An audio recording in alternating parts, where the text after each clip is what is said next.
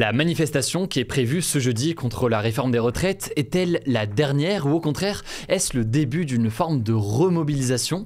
Vendredi, le Conseil constitutionnel va devoir remettre sa décision et dire donc s'il valide ou s'il annule la réforme des retraites. C'est un sujet qui est essentiel et crucial à analyser ensemble. On va donc voir tout ça ensemble aujourd'hui. Salut, c'est Hugo, j'espère que vous allez bien. On est parti ensemble pour une nouvelle plongée dans l'actualité en une dizaine de minutes. Alors ce jeudi, c'est donc la 12e journée de mobilisation contre la réforme des retraites et alors que la fatigue commence à se faire ressentir chez certains manifestants que j'ai pu croiser quand je couvrais le sujet sur place et qui ont le sentiment que le gouvernement ne reculera pas et qui parfois sont impactés aussi financièrement parce qu'ils font grève et donc ne sont pas payés lorsqu'ils font ces jours de mobilisation, eh bien il semblerait que la grève n'est plus aussi massive qu'au départ. Ce jeudi donc, le trafic sera quasiment normal dans le métro et le RER de la région parisienne. 80% des TGV sont maintenus, bref, les grèves n'ont pas autant d'impact qu'en début d'année.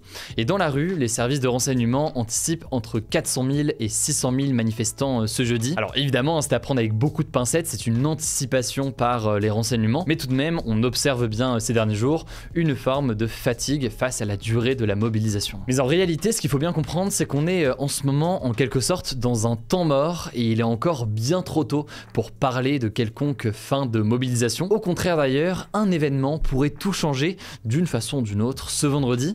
Cet événement, c'est la décision tant attendue du Conseil constitutionnel qui va donc valider ou non définitivement la réforme. Le Conseil constitutionnel, c'est donc cette institution qui a été créée avec le passage à la Ve République en 1958.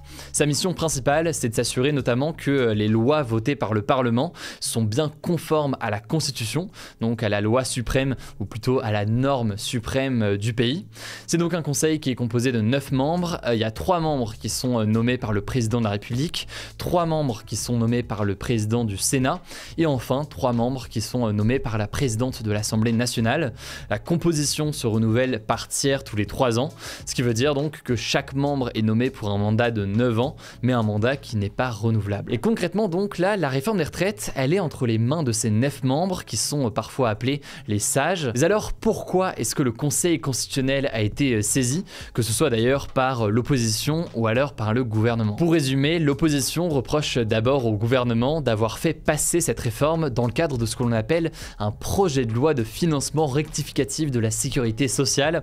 C'est un peu long dit comme ça, mais en gros certains estiment que plusieurs mesures prévues dans cette réforme n'ont pas leur place tout simplement dans un tel projet de loi. Ensuite, et c'est peut-être l'argument qu'on entend le plus du côté de l'opposition accuse le gouvernement d'avoir tout fait pour limiter au maximum la durée des débats et la durée des votes à l'Assemblée nationale ou encore au Sénat. C'est passé notamment par l'utilisation de l'article 47.1 de la Constitution dont on avait parlé dans ce format des actus du jour, mais ça passe aussi évidemment par le fameux 49.3 qui a donc été utilisé pour faire passer cette loi à l'Assemblée sans vote. Et en soi, ce qu'estiment certains spécialistes de droit constitutionnel, c'est pas forcément la remise en cause de l'utilisation de ces procédures, mais plutôt une forme d'accumulation de ces procédures qui pourrait suggérer que tout cela cumulé tout ensemble entraîne un blocage et une impossibilité trop importante du travail du Parlement. Voilà, ça c'est donc pour les recours, mais alors quels sont maintenant les scénarios possibles? Il y en a 3. Le premier scénario, c'est que le Conseil constitutionnel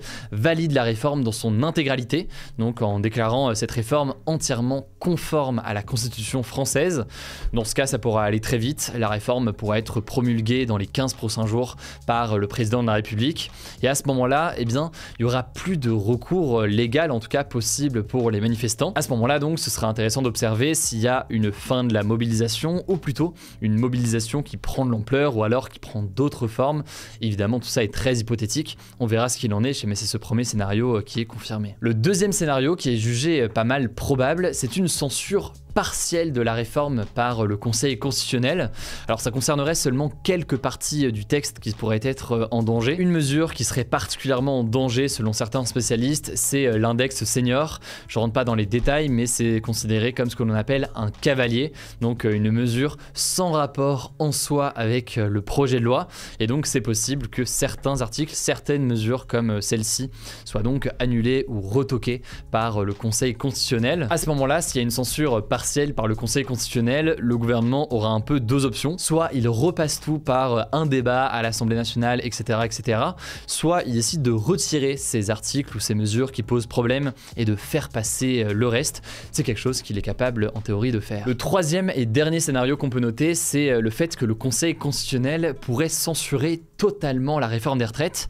Dans ce cas, eh bien, cette réforme ne pourrait pas entrer en vigueur et ce serait donc une forme de retour à la case départ pour le gouvernement. Alors à ce moment-là, ce serait un peu un saut dans le vide. Est-ce que le gouvernement abandonnerait sa réforme? Est-ce qu'il chercherait un consensus? Qu'en serait-il? Aujourd'hui, c'est assez dur de dire, mais forcément, c'est la meilleure option pour les manifestants et pour l'opposition. Voilà donc pour les différents scénarios, mais ce qu'il faut bien comprendre, c'est que eh bien, c'est une décision absolument cruciale et qui dépasse même en fait la question de la réforme des retraites.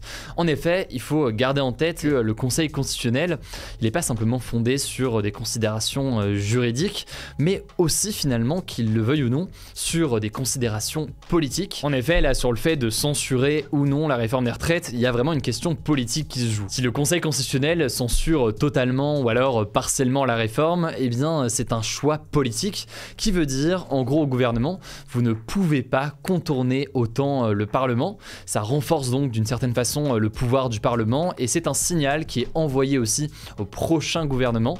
En gros, si les prochains gouvernements ou même celui-ci eh bien, tentent eh bien, d'utiliser les mêmes procédures pour raccourcir les débats à l'Assemblée nationale, il sait désormais qu'il risque une censure par le Conseil constitutionnel. A l'inverse, si le Conseil constitutionnel valide cette réforme, eh bien, ça contribuerait à renforcer pas mal le régime présidentiel, avec donc un président qui a beaucoup de pouvoir, et donc de la même façon, ça affaiblirait pas mal le poids du Parlement. Il faut quand même noter au passage que le Conseil constitutionnel, c'est la 10e fois là aussi que je dis Conseil constitutionnel, doit se prononcer aussi sur le référendum d'initiative partagée. Alors je vous en reparle en fin de semaine en fonction aussi de la décision, mais si le Conseil constitutionnel valide ça, eh bien ça peut entraîner le lancement d'une campagne de signature de 10% des électeurs pour ensuite, dans un long processus, organiser à terme, si ces signatures, ces millions de signatures sont récoltées par l'opposition, entraîner un référendum sur la réforme des retraites. On verra donc si le Conseil constitutionnel valide l'idée d'engager ce processus ou non. On aura l'occasion en tout cas de reparler de tout ça. La décision est donc attendue pour vendredi. Je vous débrieferai tout ça dans ce format des actus du jour sur YouTube et en podcast, mais aussi dès que la décision tombe directement sur Instagram. Le nom du compte, c'est Hugo Décrypte. Si vous n'êtes pas encore abonné, je laisse la parole à Paul tout de suite pour les actualités en bref. Merci Hugo. Salut tout le monde.